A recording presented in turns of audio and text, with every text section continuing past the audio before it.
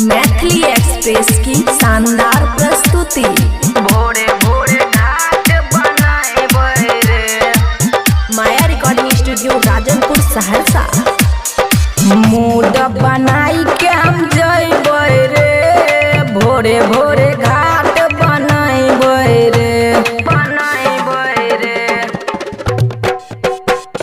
Mood बनाई के हम जइबै रे, भोरे भोरे घाट बनाए रे।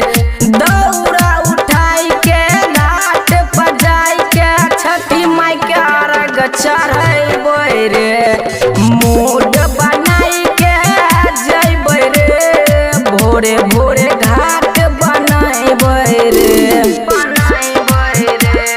भोरे भोरे घाट बनाए रे। डीजे सुमित सतीश रैना,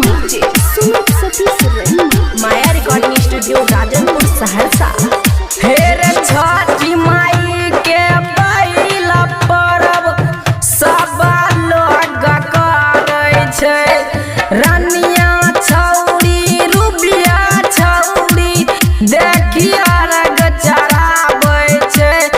डीजे लगाई के गाना बजाई के खूबे कमर हिलैतै रे, मूड बनाई के हम जइबै रे, भोरे भोरे घाट बनाए रे, मूड बनाई के हम जइबै रे, भोरे भोरे घाट बनाए रे,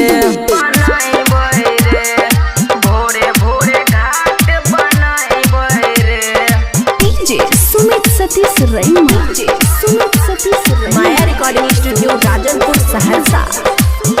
हेर छठी माई के पहिला परब मिल जुल के करबै रे, गायक अजित राइटर अंगज रणधीर दौरा उठैल रे, सँझुका अर्घ भोरका अर्घ एके साथ चढ़ैबै रे, मूड बनाई के हम जइबै रे, भोरे भोरे घाट बनाए रे, मूड बनाई के हम जइबै रे, भोरे भोरे घाट बनाए रे। Maya recording studio Rajanpur Saharsa.